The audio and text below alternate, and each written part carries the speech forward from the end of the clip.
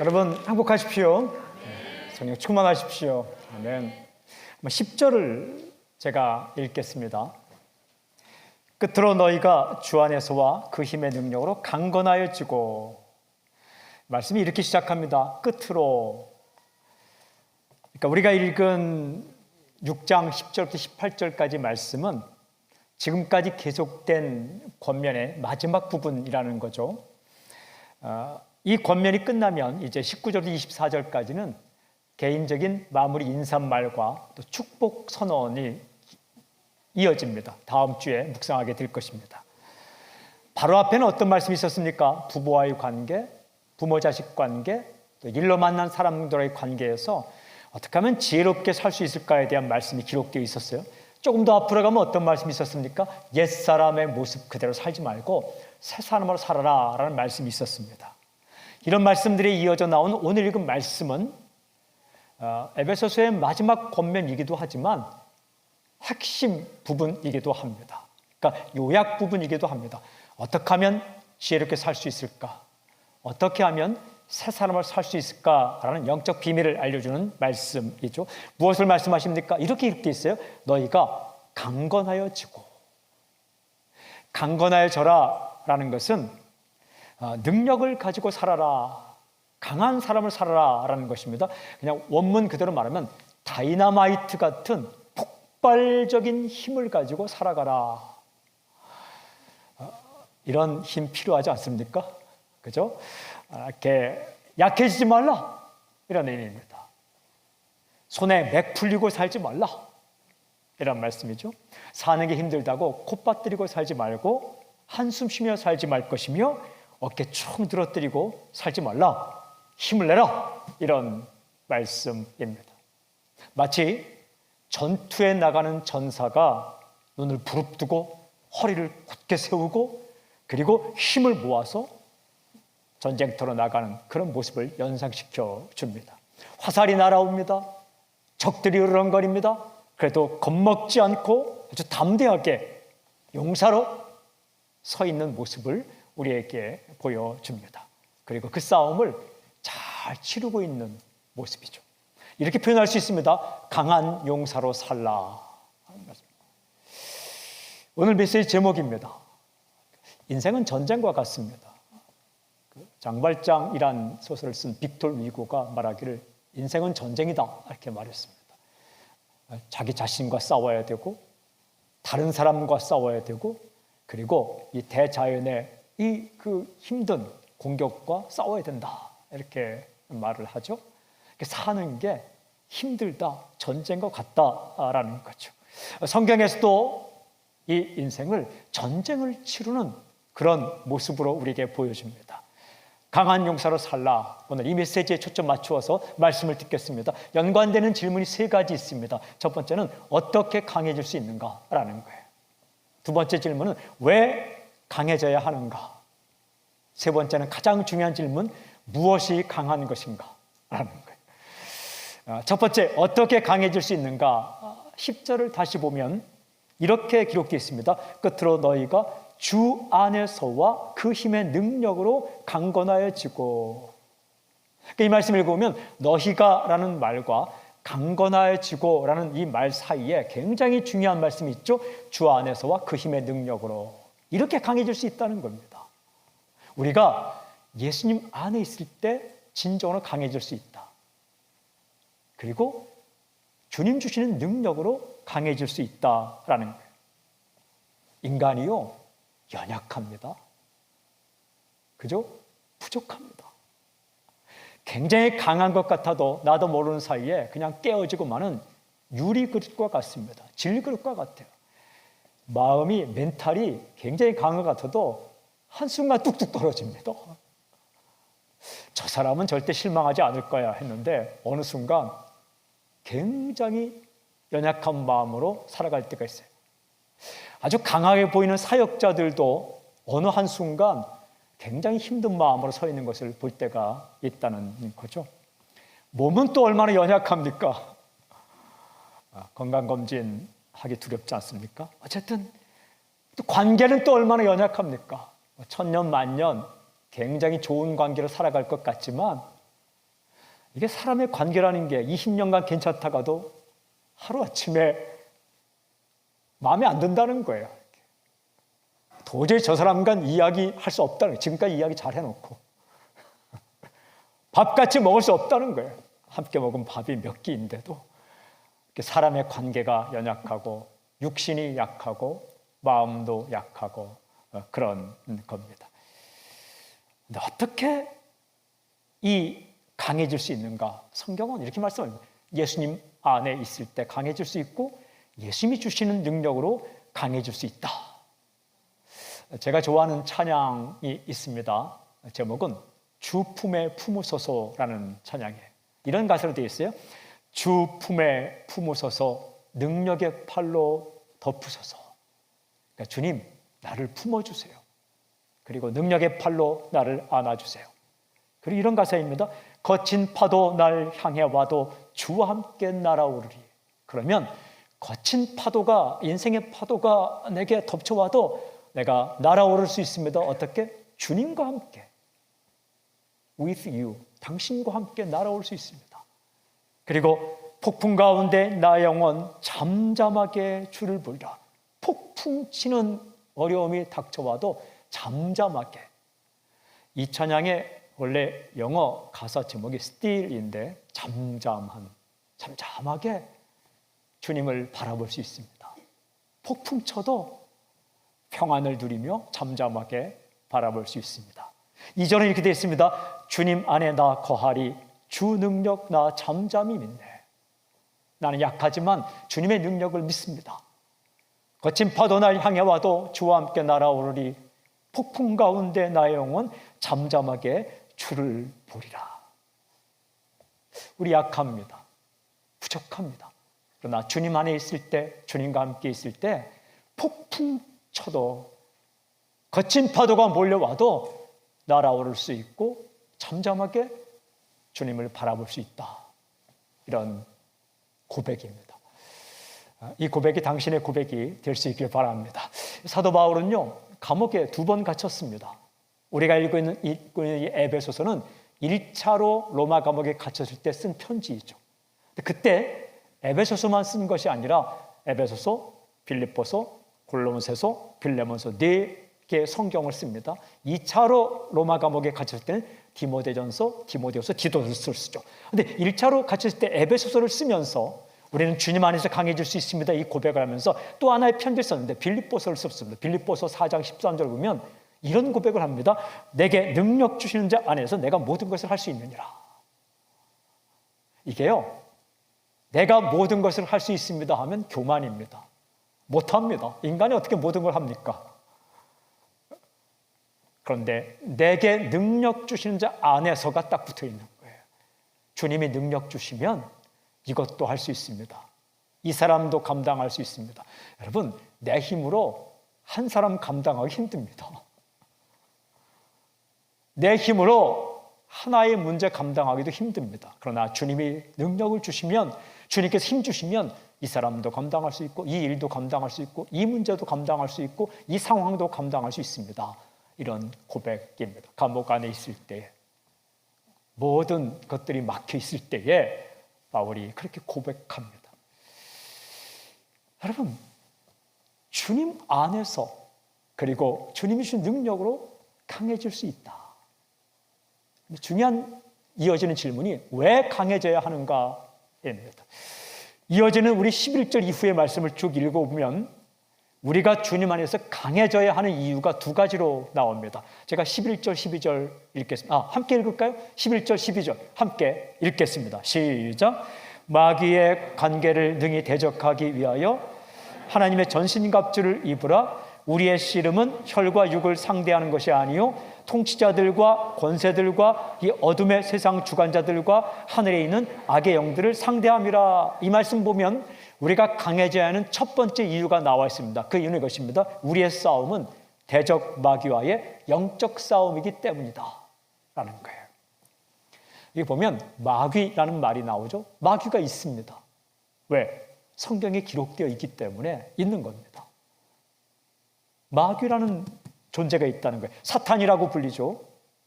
마귀는 뭐 하는가? 우리를 공격합니다. 마귀는 공격 본능이 있어요. 누구를 공격합니까? 자기 편이 아닌 존재들. 누굽니까? 하나님의 자녀들. 하나님의 사람들을 정확하게 공격합니다. 그런데요, 하나님의 사람들은 아군이 적군인지 모르고 막 싸워요. 교인들끼리 막 싸우고 이거 안 되는 거예요. 근데 마귀는 혼동하지 않습니다. 정확하게 적군, 즉 하나님의 사람을 공격합니다. 마귀가 잘한다는 게 아니라 그렇다는 거예요. 마귀는 간계를 가지고 있다. 마귀의 간계, 간계는 간사한 계략. 이게 교활합니다. 아주. 개개인의 약점을 정확하게 알고 있습니다. 약점을 정확하게 알고 있는 존재가 두 있습니다. 예수님이 계시고 마귀가 있습니다. 예수님은 우리 약점을 정확하게 알고 계세요. 그래서 그 약점을 대신 짊어지시고 약점을 보완해 주시는 분이 우리 주님이십니다. 마귀는 우리 약점을 알고 정확하게 공격합니다. 아픈데 또 때립니다. 돈에 약하면 그 약점으로 사람을 무너뜨립니다. 말에 약하면 말로 실수하게 해서 무너뜨립니다. 성적인 것에 약하면 그 부분을 건드려서 인생을 무너뜨립니다. 분노에 약하면, 참는 것이 약하면 다 잘하는데 실력도 있고 괜찮고 똑똑한데 분노를 조절하지 못해서 무너지게 만드는 거죠. 약점을 정확하게 알고 교활하게 공격합니다. 또 마귀는 자신의 정체를 드러내지 않고 뒤에 숨어서 그렇게 공격을 합니다. 그리고 대단한 것을 공격하는 게 아니라 일상적인 삶, 말하고 돈 쓰고 그리고 관계하고 이런 일상적인 삶을 뒤틀어지게 만들면서 우리의 삶을 무너뜨려 버리죠. 여러분, 우리가 큰 프로젝트를 못해서 실망하는 것도 있지만 아주 작은 말 한마디와 작은 관계 하나가 틀어져서 사는 게 아닌 것처럼 여길 때 얼마나 많습니까? 그런데 이런 마귀와의 싸움이 진짜 전쟁이다라는 거예요. 우리의 싸움이 혈과 육의 싸움이 아니다. 뭐예요? 눈에 보이는 싸움이 아니고 힘쓰는 게 아니다.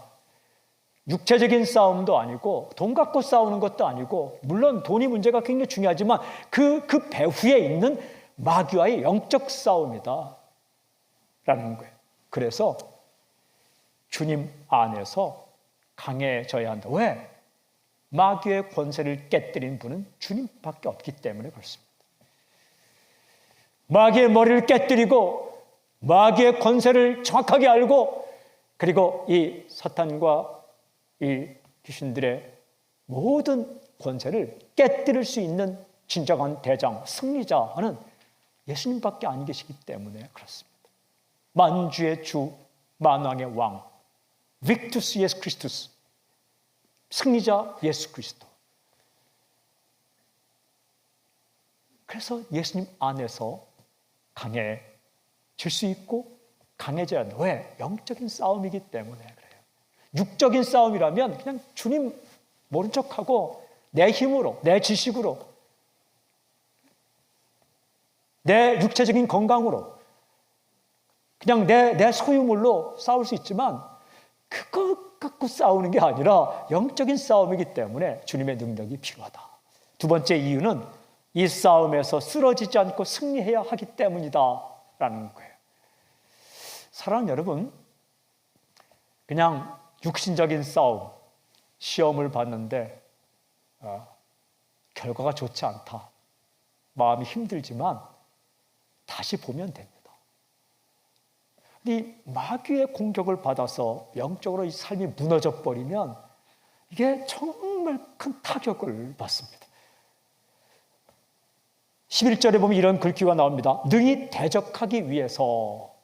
근데 이 구절을 원문 그대로 직역하면 이렇습니다. 능히 서기 위하여. 영어로 stand, to stand다 했어요. stand라는 건 뭐냐면 군사가 싸운 다음에 마지막에 딱 서 있는 거예요.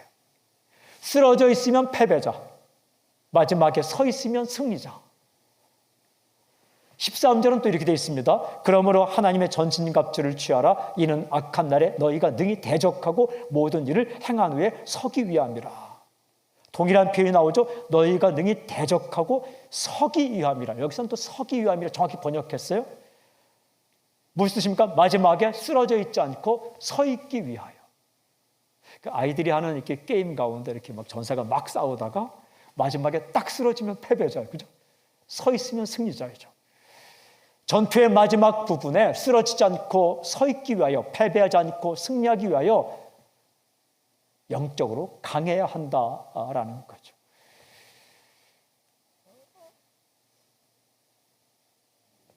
이게 두 가지 이유라는 겁니다. 이게 육신적인 싸움이 아니라 영적인 싸움이기 때문에 영적으로 강해져야 하고, 그리고 마지막에 패배자가 아니라 승리자로 살기 위해 영적으로 강해져야 한다. 제일 중요한 질문, 이 두 가지 질문과 연결되는 이제 핵심적인 질문입니다. 무엇이 강한 것인가? 라는 거예요. 영적으로 아주 주님 안에서 강한 용사의 모습은 어떤 모습일까? 오늘 우리가 읽은 말씀을 잘 찾으면 구체적으로 두 번이나 반복되는 중요한 말씀이 있습니다. 11절에 있는 하나님의 전신갑주를 입으라 라는 말씀이에요. 13절에 독일어 반복되죠. 하나님의 전신갑주를 취하라 라고 되어 있습니다. 그러니까 주님 안에서 강한 것은 하나님이 주시는, 하나님이 인정하는, 하나님이 보실 때 기뻐하시는 전신갑주를 입는 것, 이게 진짜 강합니다. 내 옷 입는 게 아니라는 거예요. 하나님이 기뻐하시는 옷을 입는 것이다. 전신갑주란 이 전쟁을 하기 위해 군인이 완전 무장한 것입니다. 이렇게 군인들 보면 훈련 받을 때에 아무것도 무장하지 않고 훈련 받을 수 있어요. 저도 이렇게 그 훈련을 받았는데 한 영하 10도, 15도 될 때 갑자기 새벽 6시에 이제 잠이 일어나잖아요. 잠을 깨잖아요. 그러면 이렇게 연병장, 이렇게 군대 운동장을 연병장이에요. 거기 모이라 그래요. 모이라고. 그러면 어떻게 모이냐 하면 우통 다 벗고, 영하 15도에 추워요. 우통 다 벗고, 어떨 때는 바지도 벗고 팬티만 입고 그래서 뛰는 거예요. 근데 그게 굉장히 좋아요. 왜냐하면 추운 게 좋은 게 아니라 무겁지 않아서. 가볍잖아요. 그럼 10km 뛰는 거 뜁니다. 팬티만 입고 뛰는 거 조금 그렇죠. 팬티는 입어요. 왜냐하면 동네 사람들 보기 때문에. 그러나 뛸 때 무겁지 않아요. 이게 몸이 무겁지 않아요. 그냥 10km 뛰어요. 춥지만 좀 뛰다 보면 안 추워요. 저희 부대는 그래서 추우니까 악을 씁니다. 악돌이 뭐 이렇게 지금도 생각나네. 몇십 년이 지났는데 악돌이 하면서 뛰면 그러면 뜁니다. 그런데 힘든 게 뭔지 아세요? 무장을 하고 뛰는 거예요. 옷을 입습니다. 러닝과 팬티와 옷을 입고 그 위에 또 추우니까 점퍼를 입고 그 다음에 거기다 띠를 띱니다. 그리고 군화를 신어요. 또 군화를 신고 거기에 또 헬멧을 쓰고 탄창, 이 총알을 들어간 탄창을 다 차고 그리고는 뒤에다가 배낭을 맵니다. 배낭 속에는 뭐가 들어가는가? 밥그릇도 들어가고 담요도 들어가고 옷도 러닝 팬티 또 몇 벌이 들어가고 거기 또보다 뭘 다냐면 삽을 답니다. 삽을 거기다 야삽이라는 삽을 달고 이러면 큰일 납니다. 그거 달고 그 다음에 뭘 들어요? 총을 듭니다. 또 총을 드는데 그냥 소총수들은 가벼운 한 2, 3kg 드는데 저는 기관총 사수였기 때문에 10kg이 넘는 기관총을 메고 뜁니다. 죽을 지경입니다. 그럼 이 모든 거 합치면 30kg 됩니다. 2, 30kg. 그런데 그걸 해야 돼요. 왜냐하면 그걸 가지고 있어요. 먹고 살기 때문에. 딱 그게 집을 옮겨요. 집과 같은 거예요. 먹을 것, 자는 것, 옷 입는 것, 싸우는 것, 방어하는 것, 공격하는 것 다 가지고. 그런데 그걸 가져야 합니다. 왜? 죽지 않기 위해서. 공격도 하고 방어도 하고 잠을 자고 아무 데나 땅을 파고 텐트 치고 자야 되기 때문에 거긴 또 텐트가 들어갑니다. 텐트는 혼자 모든 텐트를 치는 게 아니라 이렇게 나는 이쪽 텐트, 너는 이쪽 텐트에서 한 몇 명이 모여서 텐트를 딱 칩니다. 그 텐트 속에 들어가서 20일도 삽니다. 밥통 하나 있고 반찬통 하나 있고 텐트 있고 옷 있고 담요 있으니까 충분히 삽 있으니까 삽도 조그마지만 삽으로 땅 파고 왜 그렇게 합니까? 전쟁을 해야 되니까. 편하게 뛰려면 팬티 하나 입고 뛰면 되는데 이걸 차린 그게 완전 전신갑주입니다. 전신갑주. 전쟁을 치르는. 여러분, 우리가 크리스천으로 살아갈 때에 그냥 편하게 살려면 아무 생각 안 하고 살 수 있습니다. 혼자 덜렁덜렁 그냥 살던 모습대로 내 편한 대로 살 수 있지만 아니라는 거예요. 영적으로 강해야 이 마귀의 공격을 이길 수 있기 때문에 하나님께서 인정하시는 전신갑주를 입어라. 불편하지만, 때로는 무겁지만, 때로는 부담이 되지만 그를 챙겨라. 무엇을 챙겨야 합니까? 돈입니까? 아닙니다. 중요하지만 그건 아닙니다. 위치입니까? 포지션? 아닙니다. 위치가 중요하지만 그것도 아닙니다. 화려한 말솜씨입니까? 아닙니다. 그것도 아닙니다. 권력 있는 아는 사람일까요? 그것도 아닙니다. 그럼 무엇입니까? 14절부터 18절까지 읽어보면 우리가 입어야 할 전신갑주 7가지가 나옵니다. 제가 읽겠습니다. 잘 보십시오. 그런즉 서서 진리로 허리띠를 띠고 의의 호심경을 붙이고 평안의 복음이 준비한 것으로 신을 신고 모든 것 위에 믿음의 방패를 가지고 이로써 능히 악한 자의 모든 불화살을 소멸하고 구원의 투구와 성령의 검 곧 하나님의 말씀을 가지라. 모든 기도와 간구를 하되 항상 성령 안에서 기도하고 이를 위하여 깨어 구하기를 항상 힘쓰며 여러 성도를 위하여 구하라. 아주 중요한 단어가 나옵니다. 7가지입니다. 믿음, 의, 평안의 복음, 진리, 의, 평안의 복음, 믿음, 구원, 말씀, 기도. 이게 우리의 강함이다라는 거예요. 진리, 의, 평안의 복음, 믿음, 구원, 말씀, 기도. 이것으로 허리띠를 띠고 가슴에도 붙이고 머리에도 쓰고 발에도 신고 방패로도 삼고 그리고 칼로도 가지고 그리고 무릎을 무장하라. 이것입니다. 복잡하게 설명하지 않고 말씀에 나와 있는 그대로 간단히 먼저 살펴보겠습니다. 첫째로 진리로 허리띠를 띠라. 허리띠는요, 힘을 주기 위해서 하는 겁니다. 그리고 신속하게 뛰기 위해서 거추장스러운 것들을 딱 묶는 겁니다. 또 허리띠에다가 여러 가지 무기를 장착합니다. 허리띠에 칼도 꼽고 허리띠에 칼을 찹니다. 허리띠에 다른 것들을 이렇게 넣습니다.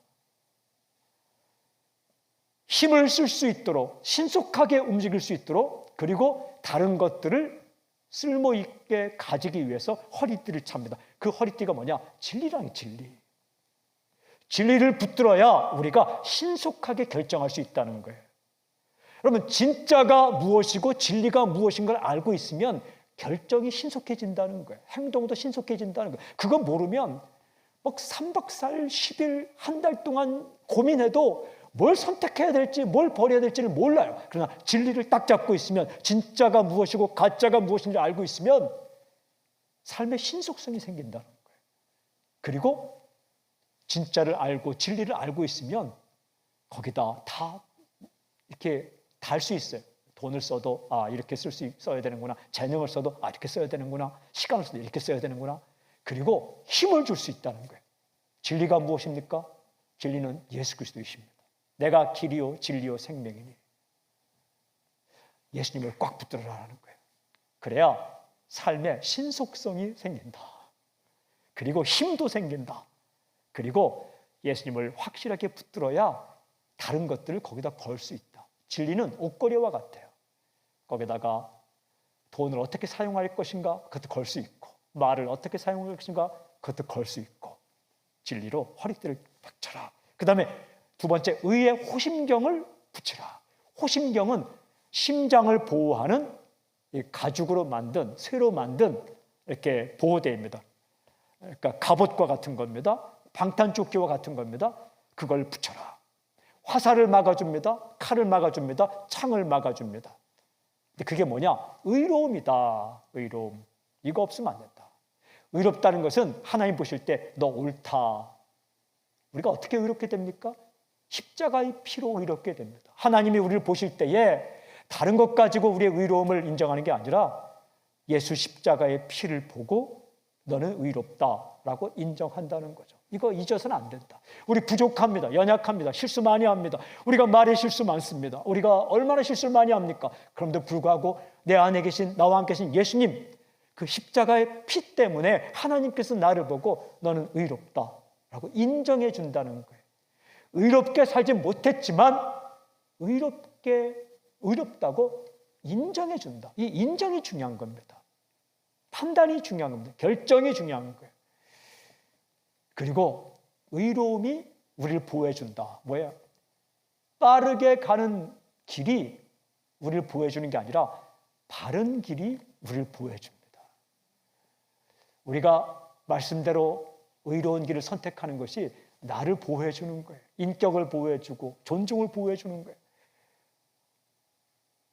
빠르게 가고 내 마음대로 가는 것이 나를 보호해 주는 게 아니라, 인생을 보여주는 게 아니라 바른 길을 선택해야 나를 보호해 주는 방탄조끼와 같다라는 거예요. 그거 입어라. 세 번째는 평안의 복음으로 신을 신어라. 신은 발을 보호하는 거예요. 로마 군인들이 신는 반부추, 가죽으로 만든 반부추와 같은 겁니다. 복음의 신발을 신어라. 여러분, 복음을 전파하는 것이 우리를 보호한다라는 거예요. 예수님 전하면 불편한 것 같고, 예수님 전하면 욕먹을 것 같고, 예수님 전하면 손해볼 것 같고, 예수님 전하면 내 인생에 타격을 받을 것 같지만, 그게 아니라 반대로 복음을 전하고 예수님을 전하는 것이 너를 보호한다. 나태해지지 않게 만듭니다. 그리고 예수님을 전하다 보면 복음의 핵심을 이야기하게 됩니다. 교회를 보호하는 것은 아무 일도 하지 않고 있는 것이 아니라 복음을 전파하는 것이 그 교회를 교회되게 만든다.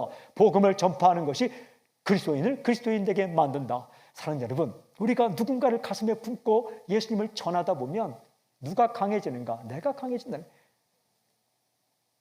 예수님을 이야기하게 되고 십자가를 이야기하게 되고, 복음 전파가 우리를 힘들게 하지 않고 복음 전파가 우리를 진정으로 강하게 만든다. 네 번째, 믿음의 방패를 가져라.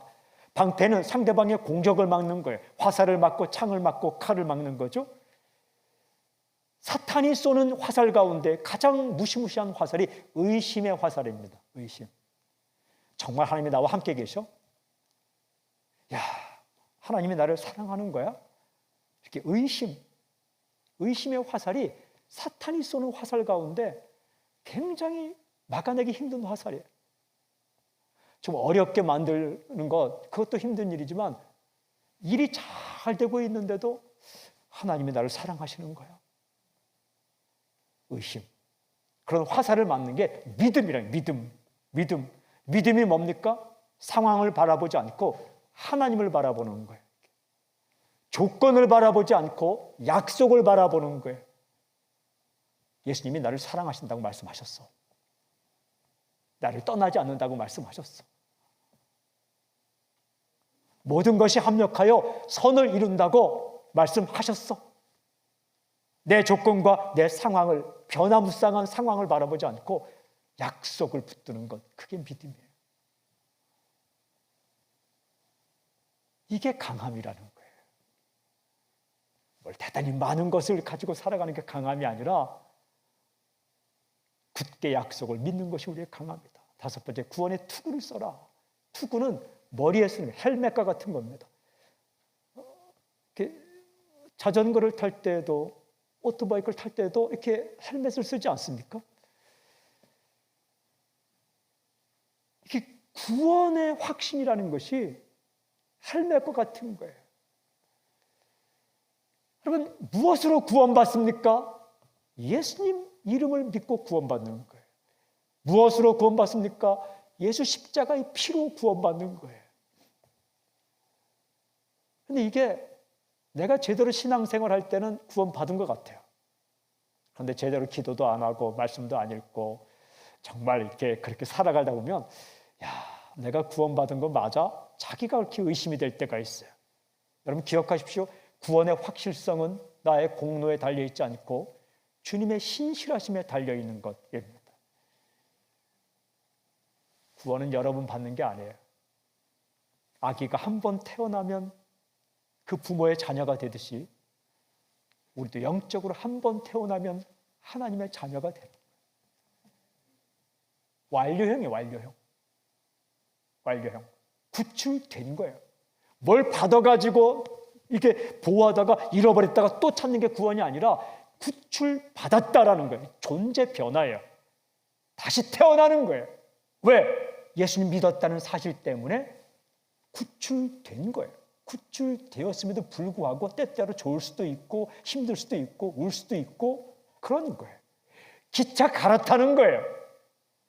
마산 가는 기차 타고 가다가 좀 방향을 바꿔서 여수 가는 기차 타고 가다가 부산 가는 기차로 바꿔 타면 졸아도 부산 가는 거예요. 되도록이면 졸지 말고 즐기며 갈 수 있길 바랍니다. 지옥 가는 기차 타고 가다가 예수 이름을 부르고 천국 가는 기차로 갈아탔어요. 다시 지옥 가는 기차로 갈아 못 타요. 왜? 주님이 놓아주지 않아요. 그 확신이 있어야 되는 거예요. 우리 부족해요. 마음대로 살라는 이야기 아닙니다. 최선을 다해 사세요. 그리고 기도하며 사세요. 그렇지만 그렇게 못 살 때가 있잖아요. 그러나 예수님이 나의 주님 되셨다는 사실은 변하자. 왜? 주님이 나를 놓지 않기 때문에 그런 거예요. 근데 마귀는 이것을 끝까지 흔들어요. 마귀가 건드리는 가장 중요한 문제가 구원 문제예요. 예수님이 이 땅에 오셨을 때 그 아기 예수를 죽이려고 했어요. 헤로드 왕을 동원해서. 그리고 베드로를 통해서도 예수님을 고백하게 만들었다가 십자가 가는 것을 안 됩니다. 예루살렘 십자가 안 됩니다. 근데 예수님 말씀하죠. 사탄아 내 등등 불러가. 왜 베드로가 사탄이에요? 십자가 지지 말라고 베드로가 하고 있으니까 마귀는 십자가 못 지게 했어요. 그리고 십자가 위에서 예수님이 달려 돌아가실 때 내려와라. 그러면 내가 너를 믿겠노라. 우리가 너를 믿겠노라. 뭐예요? 십자가 못 지게 하는 거예요. 이 구원 문제를, 이 구원 사건이 일어나지 못하게 한 게 마귀예요. 그 마귀는 우리가 어떤 사람이 예수 믿으려고 할 때 그걸 끝까지 방해해요. 마귀가 제일 싫어하는 예배가 전도 예배예요. 예수님 모르는 사람들을 모아놓고 십자가의 피를 이야기하며 이렇게 설교할 때 가장 싫어하는 게 그러니까 성령 충만한 예배가 이렇게 집회가 전도 집회가 가장 성령 충만해야 되는 거예요. 정말 민감한 거. 그리고 우리가 예수 믿었잖아요. 당신이 예수 믿었잖아요. 그러면 마귀는 이제 당신이 예수님 못 믿게 하는 건 못해요. 뭘 건드리냐? 예수님 믿고 구원받았다는 확신 자체를 건드려요. 너 구원받은 건 맞아? 근데 그거에서 공격받아서 받았는지 안 받았는지 하면 머리가 깨지는 거예요. 그걸 구원의 투구를 탁 써라. 그리고 6번째 성령의 검 말씀. 이게 마귀가 제일 힘들어하는 게 말씀이에요. 말씀에 찔리면 마귀가 상처받는 거예요. 말씀이 우리의 강함이에요. 강함. 공격력 무기. 예수님도 말씀으로 승리했지 않습니까? 저는 당신의 말씀의 칼이 좀 날카롭게 갈아져 있길 바랍니다. 하도 말씀을 안 읽어서 말씀 읽은 지도 오래되어서 당신의 말씀의 칼이 녹슬어 있다. 꺼내놓는데 그냥 푸 이게 언제나 말씀이 튀어나갈 수 있게끔 내 안에 그게 강함이라는 거예요. 그게 강합니다. 마지막 기도하라. 기도가 우리의 강합니다. 이 무릎. 이 완전 무장을 한 이후에 무릎을 딱 꿇는 겁니다. 왜 우리가 기도해야 됩니까? 이유가 분명해요. 왜 우리가 기도해야 됩니까? 분명해요. 나에게는 없으니까. 여러분, 우리에게 능력이 없으니까. 왜 우리가 기도해야 됩니까? 하나님께는 있으니까. 나에게는 없고 하나님께 있다면 하나님께 구해야 되지 않겠습니까? 왜 우리가 기도합니까? 나는 할 수 없으니까. 그리고 하나님은 하실 수 있으니까. 나는 할 수 없는데 하나님이 하실 수 있으면 하나님께 부탁해야 되는 거 아니에요. 우리도 사람과의 관계에서 나이가 할 수 없는 일을 다른 사람이 할 수 있으면 부탁하잖아요. 애기들이 못을 못 박잖아요. 그럼 아빠, 엄마, 어떻게 부르냐? 엄마. 나 이거 액자 걸어야 되는데 뭐 좀 박아줘. 애기들도 아무한테나 부탁하지 않습니다. 1살짜리 애기가 3살짜리 애기를 보면서 형 박아줘. 못합니다. 기도는 왜 합니까? 나는 할 수 없는데 하나님 하실 수 있으니까, 나는 없는데 하나님께는 있으니까 기도하는 거예요. 그리고 왜 기도합니까? 해야 되니까, 필요하니까 간구하는 거예요. 어떻게 기도합니까? 오늘 말씀은 모든 일을 기도하라. 항상 기도하라. 어떻게? 성령 안에서 성령이 주시는, 성령이 우리를 기도하게 만들어요. 마귀는 우리를 의심하게 만들지만, 좌절하게 만들지만, 성령이면 우리에게 기도하라. 성령의 역사를 따라서 기도하는 거죠. 이게 강함이라는 거예요. 이게 마귀가 제일 싫어하는 것들이고, 이게 좀 곁길로 가야 되는데 진리의 길을 선택해요. 이게 정말 힘든 거고, 진리와 의와 복음 전하는 것과 믿음과 구원의 확신과 말씀과 기도, 이것이 우리의 강함이다. 제가 이 7가지를 써놓고 한참을 뚫어지게 바라봤습니다. 그리고 상상을 해봤어요. 이 7가지를 다 무장한 군사의 모습을 상상해보고 기도하는 가운데 성령께서 이런 말씀을 주셨어요. 이 모든 것은 예수님과의 관계다. 성령께서 요약해 주셨어요. 7가지 그냥 말고 그냥 예수님과의 관계다. 그렇더라고요. 이 예수님과의 관계였습니다. 그러고 보니까 우리의 영적 강함의 핵심은 예수님과의 친밀한 관계였어요. 예수님 안에 있는 게, 예수님 붙드는 게, 그리고 예수님 멀리 따라가지 않고 가까이 있는 것이, 그게 우리의 강함이었습니다. 이게 죽도록 싫은 존재가 마귀예요. 어떻게든 떨어놓습니다. 예수님과의 관계가 멀어진 이 징조, 그러니까 증상들이 뭐냐? 예수님과의 관계가 멀어진 증상들이 뭐냐? 그건 아주 분명해요. 말씀 읽기 싫고, 예배 싫고, 목회자 싫고, 교회 싫고, 기도하기 귀찮고,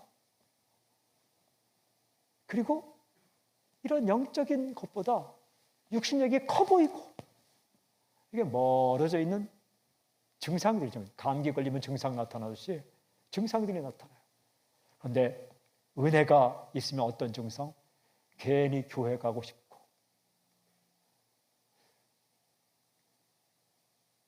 괜히 사역자들 그냥 밥은 먹나? 그렇게 걱정도 되고, 그리고 지나다니다가 누가 이렇게 성경 가지고 다니면 괜히 좋고, 식당에 갔는데 뇌 시작은 미약할 사람, 어이쿠 맛있겠네 이렇게 생각도 들고, 미용실 갔는데 이렇게 하나님의 은혜가 이곳에 하면 파마 잘 나오겠네 이렇게 기대도 갖추고, 이게 조금 주님과 함께 있다는 그 증거예요. 괜히 말씀 듣고 싶고, 큐티도 이렇게 한번 이렇게 영상도 보고 싶고 그런 거예요. 그런데 그게 우리의 영성을 강화시켜서 쓰러지지 않게 만든다는 거예요. 소유가 우리의 강함이 아니라, 위치가 강함이 아니라, 조건이 강함이 아니라, 어떻게 우리의 멘탈이 무너지지 않고 인생이 서 있는 것 같은데 쓰러져 있지 않고 힘들 폭풍 가운데, 어려운 가운데서 서 있을 수 있는가? 그게 주님과의 관계다. 주님 안에 있을 때, 주님의 능력으로.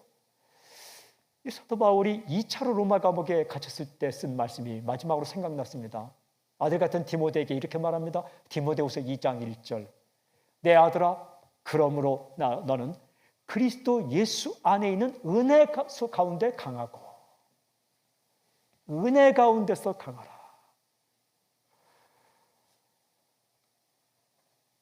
재능이 있어도, 물질이 있어도 그것들을 어떻게 사용할까요? 은혜가 임해요. 은혜가 임한다는 것은 예수님이 보이는 거예요. 예수님의 마음이 내게 느껴지는 거예요. 예수님 마음, 내 마음. 예수님의 말씀, 내 행동, 양식. 예수님의 꿈, 나의 꿈. 예수님은 이럴 때 어떻게 하셨지? 예수님은 이럴 때 어떻게 말씀하셨을까? 이렇게 은혜가 임하는 거예요. 여러분, 세상이 흔들립니다. 전쟁과 같습니다. 나는 연약합니다. 어떻게 살 것인가? 주님은 우리가 쓰러졌다가도 일어나기를 원해요. 진짜 주인공은 어떻게 살아갑니까? 100대 맞더라도 또 일어나잖아요. 마지막에 서 있는 거예요. 힘들고 어려워도 마지막에 서 있는 거. 그렇게 살기를 원하십니다. 그렇게 살 수 있는 길이 무엇인가? 제일 처음 말한 주 안에서 주의 능력으로. 그러니까 엎드려야 되는 거예요. 그러니까 또 오늘도 주 앞에 엎드려서 주님, 나의 마음을 붙잡아 주세요. 내 마음을 붙잡아 주세요. 우리가 주님께 붙들릴 때 말이 달라집니다. 주님께 붙들릴 때 생각이 달라집니다. 주님께 붙들릴 때 마음이 달라집니다. 폭풍이 있어도 거친 파도가 와도 잠잠하게 주를 바라면서 달려나가시는, 주님과 함께 날아올 수 있는 거예요. 그런 놀라운 능력이 당신에게 있을지어다. 주의 은혜가 임할지어다. 그렇게 향하실 주님을 찬양합니다. 아멘. 주를 높여드립니다.